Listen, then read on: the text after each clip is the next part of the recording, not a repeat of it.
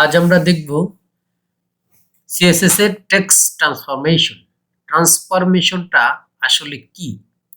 এটা কাজ করতে করতে আমরা বিষয়টা দেখতে পাবো। তো চলুন আমরা একে একে এর বিষয়গুলো একটু জেনে নেই, প্রাথমিকভাবে থিওরিক্যাল নলেজগুলো। এট ফার্স্ট আমরা দেখব এর প্রপার্টি এবং ভ্যালুস নিয়ে।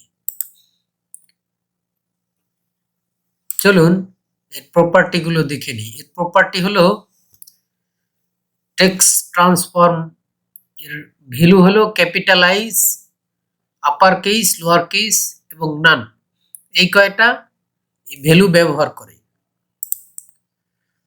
ছোট্ট একটা সিনট্যাক্স দিয়ে রেখেছি এইখানে দেখুন, প্রপার্টি নেম টেক্সট ট্রান্সফর্ম এবং ক্লোন দিয়ে আমি একটা ভ্যালু লিখে রেখেছি। আপনারা বাম পাশে দেখতে পাচ্ছেন ভ্যালুগুলো, তার মধ্যে একটা আপার কেস এটা লিখে রেখেছি। তো চলুন আমরা বিষয়টা প্র্যাকটিক্যালি কোড করে করে দেখব। প্রতিবারের মতোই আমরা উপরে স্ক্রিনের উপর একটা কমান্ড দেখতে পাচ্ছেন, এই কমান্ডটা ব্যবহার করে আমরা গিট ব্রাঞ্চটা, নতুন ব্রাঞ্চটা ক্রিয়েট করে নিলাম। এখন আমাদের যেটা করতে হবে, বিএস কোডে আমাদের প্রজেক্টটা ওপেন করতে হবে, এজন্য কোড ডট দিয়ে এন্টার দিলাম।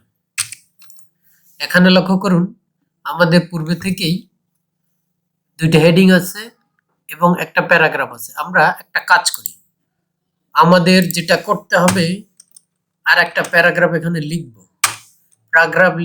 এবং লরেম ইপসাম থেকে আমি 50 ক্যারেক্টার নিয়ে প্যারাগ্রাফটা ফিল আপ করব। ওকে, এটা সেভ করলাম। সেভ করার পর আমরা আউটপুটটা যদি দেখি এইরকম দেখাচ্ছে, কোনো প্রবলেম নাই। লক্ষ্য করুন আমরা ব্রাউজারের ডিফল্ট মার্জিন পেডিংটা কেটে দিয়েছি, এজন্য আমাদের এইরকম দেখাচ্ছে। আমরা এখানেই কাজ করব। আমরা এট ফার্স্ট যেটা করব, আমাদের এইখানে দেখুন দুইটা প্যারাগ্রাফ আছে, আমরা প্যারাগ্রাফ এবং হেডিং এর উপরেও কাজ করতে পারি। হেডিং এর জন্য আচ্ছা, আমাদের হেডিং 3, এই 3 নামে একটাই হেডিং আছে, এটাতে আমরা কাজ করতে পারি। তো আমরা প্র্যাকটিস পারপাসে করছি, সেজন্য আপনারা H3 ধরতে পারবো, কোনো প্রবলেম নাই, কারণ আমাদের এখানে একটাই H3 এলিমেন্ট আছে। তা আপনাদের যখন রিয়েল ওয়ার্ল্ডে কাজ করবেন তখন কিন্তু H3 একটা থাকবে না, আরো থাকবে। এর জন্য আপনারা সতর্ক হয়ে কাজ করবেন যে আপনারা একটা এলিমেন্ট চেঞ্জ করতে যাই, একটা স্টাইল চেঞ্জ করতে যাই অন্যটা যেন না করে ফেলেন। H3 আমরা বলে দিলাম হলো টেক্সট ট্রান্সফর্ম। এখানে দেখেন ভ্যালুগুলো চলে আসছে। আমরা এট ফার্স্ট দেখব ক্যাপিটালাইজ। আমরা এটা সেভ করব না, আগে এটার আগের প্রিভিয়াস আউটপুটটা দেখে নিই। এইভাবে দেখাচ্ছে দেখুন।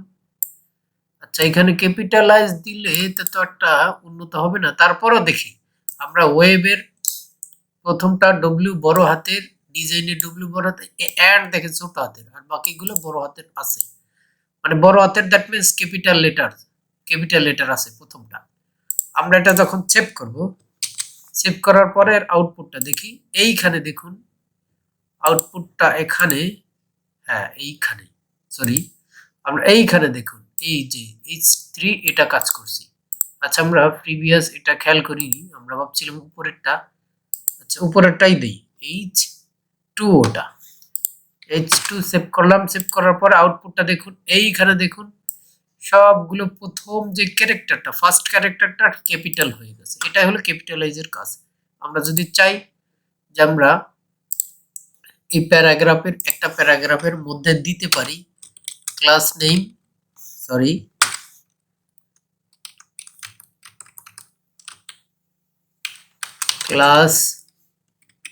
ক্লাস কি হবে, আমরা একটা প্যারা নামে একটা ক্লাস নিলাম। তো প্যারা নিলাম বলতে প্যারা না, এটা প্যারা একটা ক্লাসের নাম। প্যারা, এখানে প্যারাকে বলবো যে ভাই তুমি টেক্সট ট্রান্সফর্ম ক্যাপিটালাইজ হয়ে যাও। তো ক্যাপিটালাইজ হলে পরে আগে এটার আউটপুটটা দেখি, এইরকম দেখতে। ও আচ্ছা, এটা তো ক্যাপিটালাইজ আছেই, পিছনের থেকে কিছু একটা ছোট হাতের আছে, সমস্যা নেই। তাহলে একটা কাজ করি, নিচের প্যারাগ্রাফ যেটা এইটার উপরে অ্যাপ্লাই করি, তাহলে আপনাদের বুঝতে সুবিধা হবে। ক্লাস নেম এখানে দিলাম প্যারা 2। ওকে, প্যারা আর কত প্যারা হতে পারে? ওকে, প্যারা 2 দিয়ে সেভ করলাম। সেভ করার পরে আউটপুটটা দেখি। এইখানে দেখুন প্রত্যেকটা character, every first character is capital. এটাই হলো ক্যাপিটালাইজের কাজ। এখন আমরা যদি বলি না আমরা ক্যাপিটাল করব না, আমরা করব কি, সবগুলো আমরা H2 এর যে ক্যারেক্টারগুলো সবগুলো আপার কেস, অর্থাৎ সবগুলো ক্যাপিটাল লেটার হবে, একটাও ছোট ক্যারেক্টার। দেখুন এইখানে লক্ষ্য করুন সবগুলো ক্যারেক্টার কিন্তু আপার কেস হয়েছে। যদি বলি না আমরা এটা করব না, কেন এটা করব লোয়ার কেস করে দিব। তো লোয়ার কেস করে দিলাম। দেখুন এর আউটপুটটা দেখুন, এইখানে সবগুলো স্মলার ক্যারেক্টার হয়ে গেছে, স্মলার লেটার। তো এইভাবে আপনারা কিন্তু এইভাবে ক্যারেক্টারটা মডিফাই করে কাজ করতে পারেন। আপনাদের ক্ষেত্রে এইখানে আমি যদি বলি যে আমরা ক্যাপিটালাইজ করব না, আমাদের আউটপুটটা দেখুন এইরকম ভাবে আছে। ক্যামেল কেস ফার্স্ট যেটা, এটা হলো ক্যারেক্টার, ফার্স্ট ক্যারেক্টারটা হলো ক্যাপিটাল লেটারে আছে। আমরা বলবো যে না, আমরা যেইভাবে আসিল আমাদের সেভাবেই থাকবে।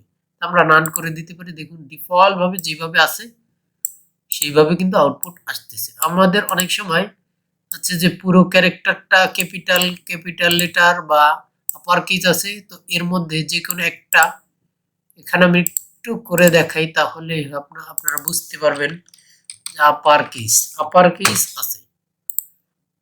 আপার কেসের আউটপুটটা এইরকম দেখাচ্ছে। আমাদের দেখা যাচ্ছে যে কোনো একটা, এইখানে এই যে ডলার অটো ইউটিম, আচ্ছা যাই হোক, এখানে আমরা স্প্যান একটা ট্যাগ নিয়ে এটার মধ্যে এটা দিয়ে দিলাম। আমাদের বলা হয়েছে যে আমাদের স্প্যানের মধ্যে যেই ক্যারেক্টারগুলো আছে এইগুলো শুধু লোয়ার কেস হবে। আমরা যেটা করতে পারি, স্প্যানটাকে ধরলাম, সিলেক্ট করার পর আমরা টেক্সট ট্রান্সফর্ম এটাকে বললাম যে না, যে আমরা যেই পুরো প্যারাগ্রাফের উপরে যে স্টাইলটা দিছি এটার উপর সেটা পাবে না। আমরা এটার আউটপুটটা দেখি। দেখুন এইখানে দেখুন ডলার ইউটেম নান হয়ে গেছে। আমরা কিন্তু এইভাবে আমাদের এই টেক্সট ট্রান্সফরমেশন নিয়ে খুব ভালোভাবে কন্ট্রোল করে কাজ করতে পারি। কন্ট্রোলটা পুরোপুরি আমাদের হাতে। আপনাদের সকলকে ধন্যবাদ। আমাদের কুইক ডেভেলপমেন্ট এই প্রোগ্রামিং যে রিলেটেড যে ইউটিউব চ্যানেলটা, এটা থেকে আপনারা ধৈর্য ধরে শিখতে পারতেছেন, দেখতেছেন, এর জন্য ধন্যবাদ। এবং আপনাদের জন্য আরেকটা অপরচুনিটি, সেটা হলো কুইক ডেভেলপমেন্ট প্রোগ্রামিং কমিউনিটি নামে একটা ফেসবুক গ্রুপ আছে। এখানে আপনার অ্যাড হয়ে আপনাদের প্রবলেমগুলো শেয়ার করতে পারেন, এবং সাথে আমাদের কুইক ডেভেলপমেন্ট একটা ফেসবুক পেজ আছে, এখানে শেয়ার, এইখানে ফলো করে রাখতে পারেন। আপনাদের জন্য বিভিন্ন ধরনের পরামর্শ এখানে দেওয়া হয়। ধন্যবাদ সকলকে। আসসালামু আলাইকুম।